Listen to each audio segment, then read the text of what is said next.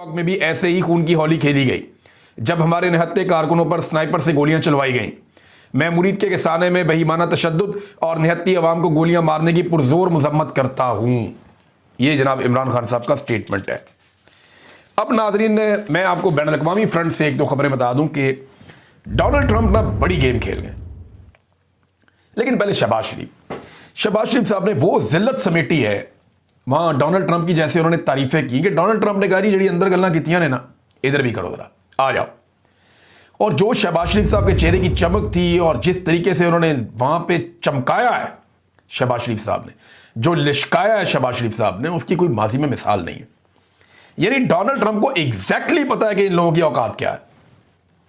आप देखें ना, वो इंडोनेशिया का हुक्मरान, वो डोनाल्ड ट्रंप को कह रहे जी मैं एरिक से मिल लूं, मैं उससे मिल लूं। उनके बच्चों से मिलने के लिए मिन्नतें कर रहे हैं लोग कि जनाब सानू बचाओ, साड़ियां घूमता बचाओ, अवाम हमारे खिलाफ है, आप हमें बचाएं, आप हमारे माई बाप। ये चल रहा है जनाब।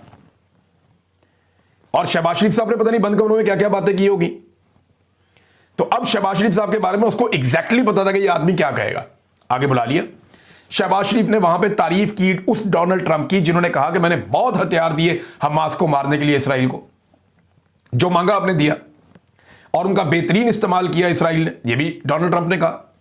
शहबाज शरीफ साहब ने वहां उनकी तारीफ के जमीन आसमान के कलाबे मिला दिए, बहुत तारीफ की।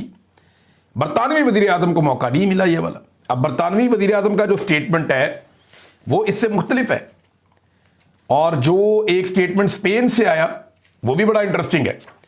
स्पेन का जो प्राइम मिनिस्टर है वो ये कहता है कि ये जो डील हुई है अमन के लिए, इसका मतलब ये नहीं है कि इसराइल को छुट्टी मिल गई है, या जो उन्होंने कत्लो गारत की है उसके ऊपर उनको इम्यूनिटी मिल गई है, या उसकी माफी हो गई है।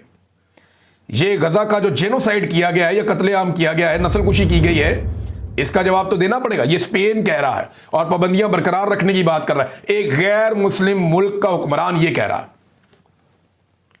बरतानिया क्या कह रहा है? वो कह रहा है जनाब इसराइल को यहां पैसा देना चाहिए गजा की तामीर नौ के लिए जो उसने दबाई फेरी है।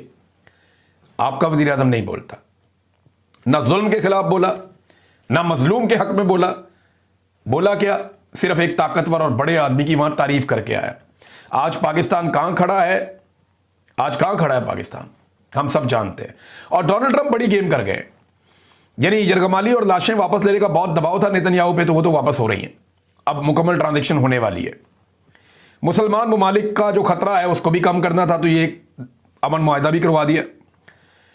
लेकिन गजा में फलस्तीनियों को ये आराम से रहने देंगे ऐसी कोई गारंटी नहीं है, क्योंकि इजरायली फाइनेंस मिनिस्टर ने कहा है कि गजा में सिक्योरिटी की गारंटी की एक ही सूरत है, और ये हम जरूर करेंगे कि वहां पे यहूदियों की आबादकारी की जाए। अब फलस्तीनियों के इलाके में वहां पे भी यहूदियों की आबादकारी की जाएगी। एक नया मसला पैदा हो जाएगा, लेकिन कंट्रोल सारा का सारा जाएगा इसराइल के पास, ये हमें नजर आ रहा है।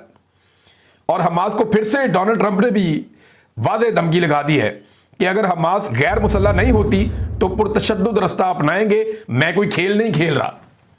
डोनाल्ड ट्रंप ने यह बात पहले से कह दी है। तो एक बात तो आप सारे लोग समझ लें कि जो दिखाई देता है वो होता नहीं है। और आपके वजीर आजम ने पाकिस्तानी मौक़िफ़ जो कई दहाइयों से है उसको पसे पुश्त डाल के एक नया मौक़िफ़ अपनाया है, जो वो मौक़िफ़ नहीं है जो कायदे आज़म मोहम्मद अली जिन्ना का था। आज एक डिफरेंट मौक़िफ़ है, एक डिफरेंट पॉलिसी है। पाकिस्तान ने प्रो अमेरिका और प्रो इजराइल पॉलिसी जो है उसको अडॉप्ट किया है। इजराइल के खिलाफ हर किस्म की पॉलिसी